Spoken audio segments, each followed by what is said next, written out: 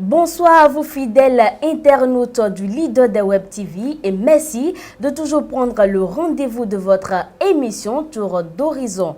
On démarre le bulletin d'information par la décision d'acquisition au profit du groupement national des sapeurs-pompiers de 9 véhicules neufs d'intervention pick-up, de 10 véhicules d'assistance aux victimes et de 2 camions citernes d'incendie. Cette décision a été prise ce mercredi 15 mars 2023 en Conseil des ministres pour renforcer les capacités d'intervention des centres de secours et de permettre aux agents d'être plus réactifs et diligents, ce qui permettra de limiter les différents dégâts en cas d'incendie tel que le drame de Dassazoumé. On poursuit cette randonnée informative par les opérations de déguerpissement du nouveau site de reconstruction du marché Wando. Le 14 mars 2023 est la date retenue pour raser toutes les maisons se trouvant sur ce nouveau site. Latifat Kouenou et Alphonse Boton ont fait le constat de l'évolution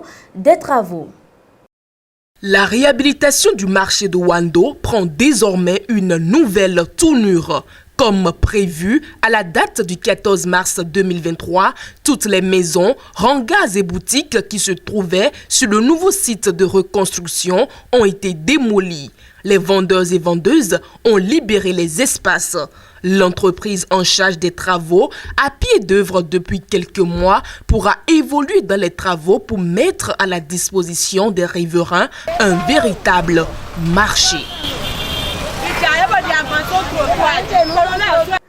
C'est tout pour la session informative. Votre émission Tour d'Horizon se poursuit après cette pub.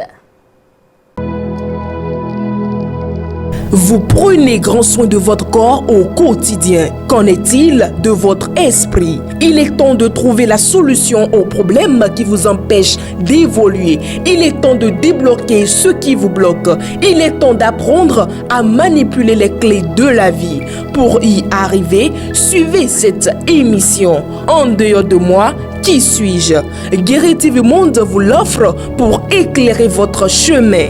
En dehors de moi, qui suis-je? C'est tous les jeudis à partir de 21h avec Charles Albandaoui aux commandes.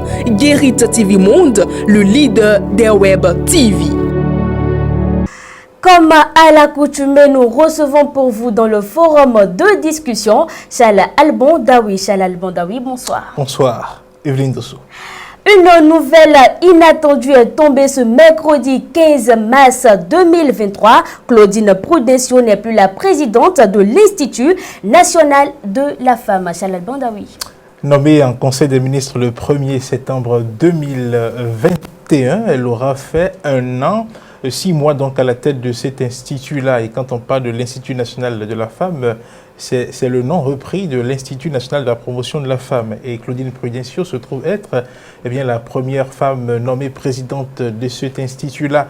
Et comme vous l'avez dit, une nouvelle inattendue, parce que bon, rien n'annonçait, rien ne présageait de ce que, elle allait descendre subitement donc de ce poste de présidente de cet institut-là. Et quand vous voyez le relevé des conseils des ministres, il n'a même pas pris la peine de dire qu'elle est relevée ou suspendue de ses fonctions. Le relevé n'a fait que notifier que oui, qu'il y a une nouvelle présidente à la tête de cet institut-là. L'on se demande pourquoi c'est fait ainsi.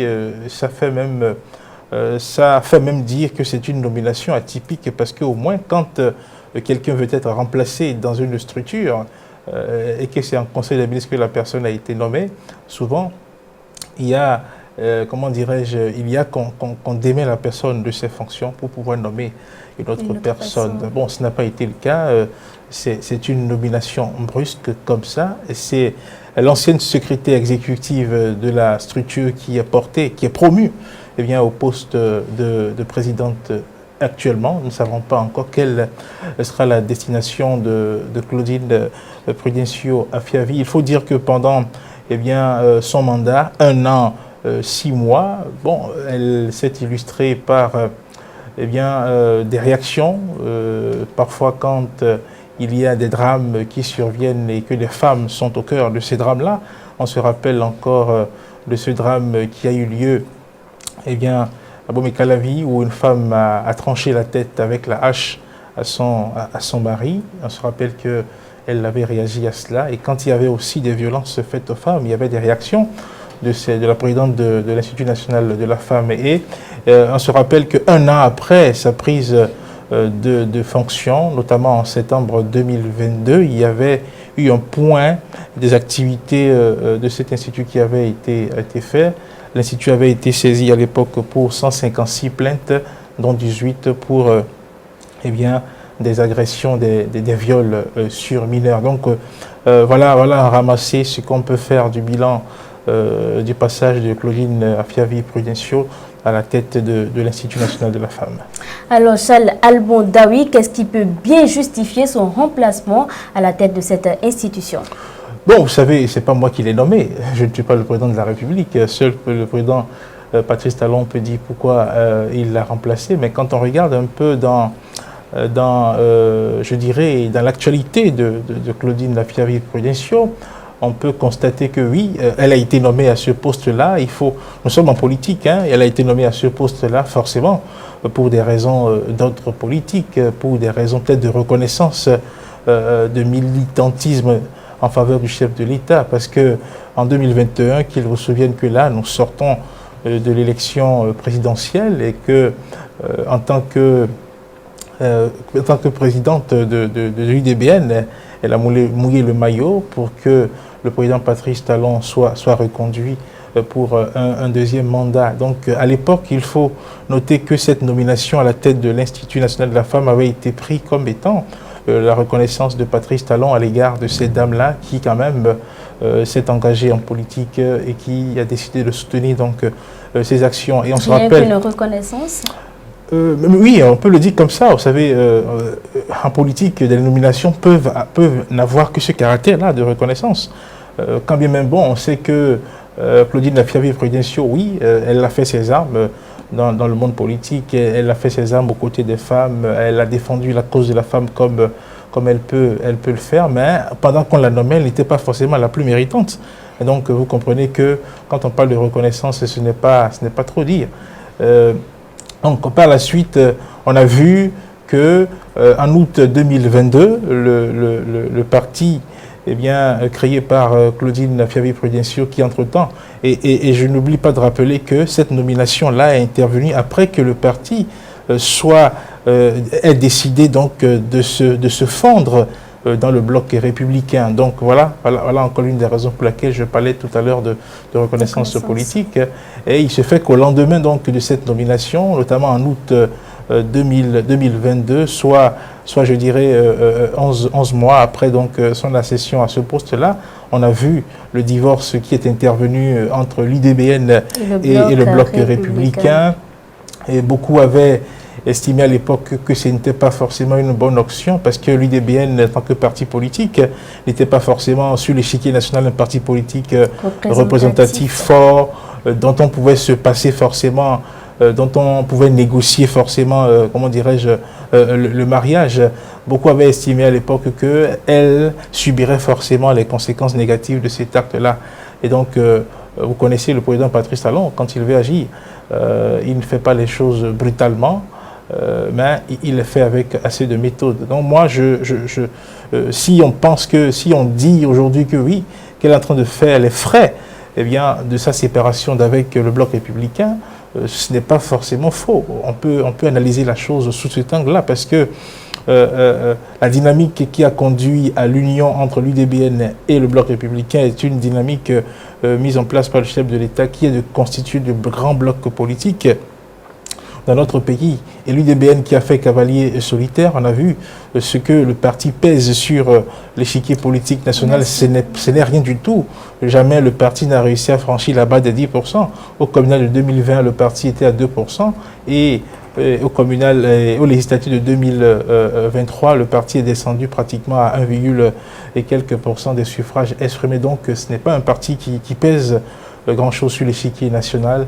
Et donc quand on a une formation comme ça, il faut forcément entrer dans la dynamique mise en place par le chef de l'État. Donc voilà, si aujourd'hui elle quitte la tête de l'Institut national de la femme, on ne sait pas Si c'est pour la mettre ailleurs, si elle n'est pas positionnée ailleurs, elle devra se contenter tout simplement peut-être de retourner à la présidence de l'UDBN tout court.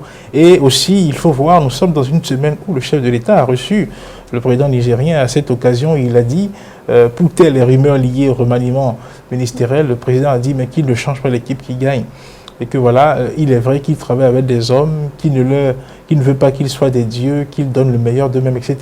Et quand le président dit ça dans la semaine et que le mercredi qui suit, en Conseil des ministres, eh bien, ce genre de remplacement est fait, c'est peut-être parce que, eh bien, la mission confiée à Dame Claudine Prudencio, la mission n'est pas accomplie comme le chef de l'État l'aurait souhaité. Peut-être qu'il n'est pas satisfait. Parce que s'il est satisfait, il ne ferait jamais ce remplacement. Qui connaît Patrice Talon sait que quand vous lui donnez satisfaction, il ne se sépare pas de vous. Donc on peut également estimer que oui, Claudine Prudencio, à la tête de l'INF, n'a pas donné satisfaction à celui qui l'a nommé, d'où son changement, tout simplement. Ce sont des analyses, on le fait comme ça. On verra dans les jours à venir si elle sera positionnée ailleurs. Si elle n'est pas positionnée ailleurs, ça veut dire tout simplement que oui, elle n'aura pas vraiment peut-être convaincu à la tête de cet institut-là, d'où son remplacement par la secrétaire exécutive. Là, elle a travaillé avec la dame qui vient d'être nommée présidente. Donc je pense que la dame va continuer certainement s'il y avait une bonne dynamique où elle saura réajuster ce qu'il faut réajuster pour que l'Institut vraiment accomplisse sa mission telle que définie dans le décret qu'il a créé. Voilà. Merci à vous, Charles Albondaoui. C'est moi qui vous remercie. Mesdames et messieurs, voici pour vous la vidéo du jour.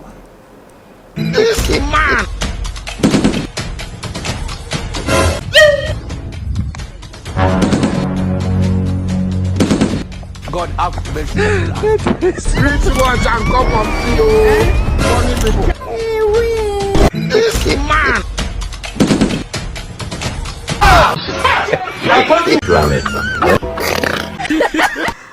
Fidèles internautes de Guérite TV Monde, la plus grosse erreur que vous puissiez faire est de croire que les autres pensent exactement de la même manière que vous. À demain.